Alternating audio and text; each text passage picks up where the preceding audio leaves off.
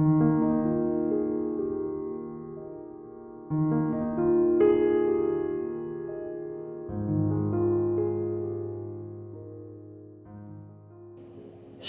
saudara-saudara seiman di dalam Tuhan Yesus Kristus. Kiranya kita semua diberkati dengan segala anugerah dan kasih karunia dari Allah Bapa di sepanjang hidup kita.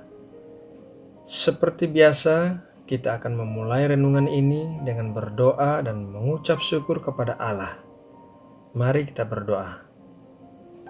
Ya Bapa, Allah semesta alam, kami bersyukur memiliki Allah seperti Engkau, Allah yang peduli dan mengasihi kami, bahkan sewaktu kami masih berdosa. Di sepanjang hari ini kami telah bekerja, kiranya apa yang kami lakukan pada hari ini menyenangkan hati-Mu. Bapa, sebelum kami beristirahat malam ini, kami mau mendengarkan firman-Mu untuk mengenyangkan rohani kami. Berbicaralah ya Bapa, kami siap untuk mendengar. Dalam nama Tuhan Yesus Kristus kami berdoa. Amin. Sahabat terkasih, tema renungan kali ini adalah berteman dengan luka Anda. Sebagai manusia, kita semua memiliki luka. Luka yang disebabkan oleh kita sendiri ataupun disebabkan oleh orang lain. Masalahnya adalah ketika kita terluka, kita cenderung menutupinya. Jadi kita menutupi luka kita dengan plester. Kita berharap luka tersebut akan sembuh dengan sendirinya. Kadangkala plester memang bisa menyembuhkan luka kecil. Tetapi apabila luka itu benar-benar parah, plester hanya memperburuk keadaan luka. Karena luka bisa jadi infeksi dan membusuk. Oksigen dan keterbukaan adalah langkah pertama untuk menyembuhkan luka. Allah ingin menyembuhkan luka-luka yang kita alami. Allah ingin mengubah luka-luka itu menjadi bekas luka. Hal yang menarik tentang bekas luka adalah kita tidak menyembunyikan bekas luka seperti kita menyembunyikan luka. Kita menutupi dan menyembunyikan luka-luka, berharap tidak ada orang yang bisa melihat atau menyentuhnya. Namun bekas luka justru kebalikannya. Kita tidak takut menunjukkan bekas luka itu karena setiap bekas luka menceritakan sebuah kisah. Ketika orang-orang melihat bekas luka, mereka menanyakan tentang hal itu, dan kita tidak takut untuk menceritakannya, karena bekas luka itu tidak sakit lagi. Kita bisa menyentuh bekas luka yang manapun, dan itu tidak sakit lagi. Kita bisa bebas menceritakan kepada orang lain apa yang telah terjadi dan bagaimana luka itu disembuhkan. Sahabat terkasih, Tuhan Yesus memiliki bekas-bekas luka, dan Dia tidak ragu untuk menunjukkannya dan membiarkan kita menyentuhnya, karena bekas-bekas lukanya memiliki kisah. Mari kita baca dalam Yohanes 20 ayat 26-29. 8 hari kemudian murid-murid Yesus berada kembali dalam rumah itu dan Thomas bersama-sama dengan mereka. Sementara pintu-pintu terkunci, Yesus datang dan Ia berdiri di tengah-tengah mereka dan berkata, "Damai sejahtera bagi kamu." Kemudian Ia berkata kepada Thomas, "Taruhlah jarimu di sini dan lihatlah tanganku. Ulurkanlah tanganmu dan cucukkan ke dalam lambungku, dan jangan engkau tidak percaya lagi, melainkan percayalah." Thomas menjawab Dia, "Ya Tuhanku dan Allahku." Kata Yesus kepadanya, "Karena engkau telah melihat Aku, maka engkau percaya. Berbahagialah mereka yang tidak melihat namun percaya."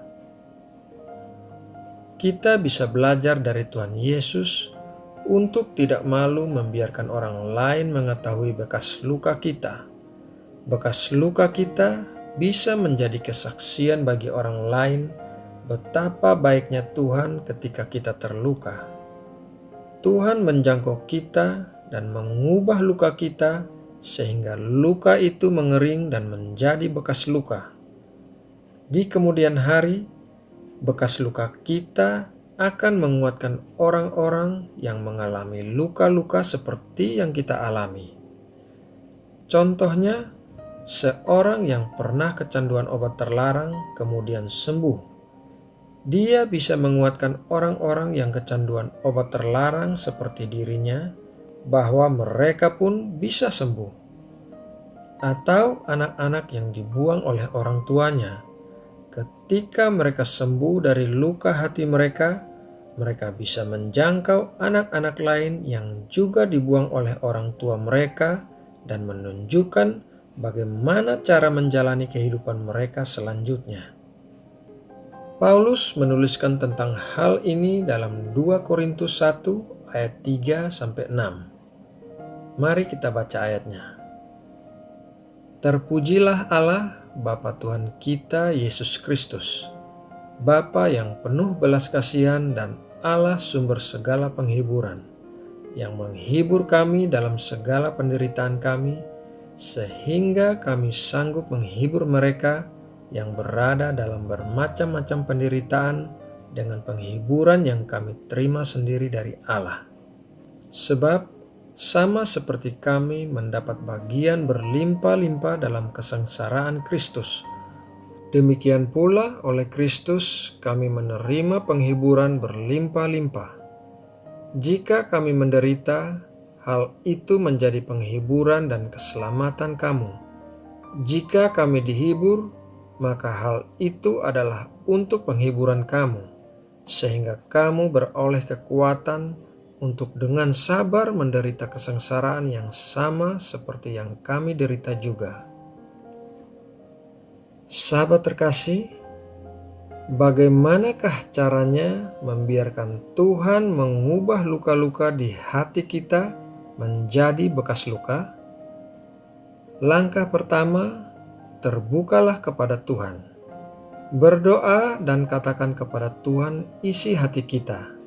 Curahkan semua perasaan kita tanpa ditutup-tutupi. Tuhan telah mengetahui semua hal tentang kita, meskipun kita tidak mengatakannya. Namun, berbicara kepada Tuhan akan membuka keran-keran emosi yang tersumbat di dalam kita, yang merupakan langkah awal untuk kesembuhan kita. Langkah kedua adalah mengampuni. Jika luka itu diakibatkan oleh diri kita sendiri, ampunilah diri sendiri. Kemudian memohon pengampunan dari Tuhan dan bertobat meninggalkan hal-hal yang bisa melukai kita itu. Jika luka itu diakibatkan oleh orang lain, jangan menyalahkan diri kita sendiri, tetapi lepaskanlah pengampunan kepada orang itu atas apa yang telah dilakukannya. Tidak melepaskan pengampunan adalah seperti kita meminum racun, tetapi berharap orang lain yang mati. Salah besar. Pengampunan itu lebih berguna untuk melepaskan diri kita sendiri dari kepahitan hati. Langkah pertama dan kedua bisa dilakukan berkali-kali, sampai kita merasakan beban terangkat dari dalam hati kita. Memang bukan hal yang mudah dan membutuhkan waktu, tetapi kesembuhan yang terjadi akan sebanding dengan waktu dan upaya yang telah dikeluarkan. Langkah yang ketiga adalah bebaskan Roh Kudus untuk bekerja. Apabila Tuhan memberitahu kita hal-hal yang harus dilakukan agar kita bisa disembuhkan dari luka-luka, maka taatilah. Langkah yang terakhir adalah jadilah berkat bagi orang lain. Bagikanlah apa yang telah kita alami kepada orang lain, agar orang-orang yang mengalami masalah yang sama bisa sembuh juga. Waktu kita berbicara tentang luka yang pernah kita alami dan itu tidak terasa sakit lagi, maka artinya luka itu telah menjadi bekas luka. Saudara yang terkasih, demikianlah firman Tuhan kali ini. Semoga dapat memberkati kita semua, dan mari kita berdoa untuk menutup renungan ini.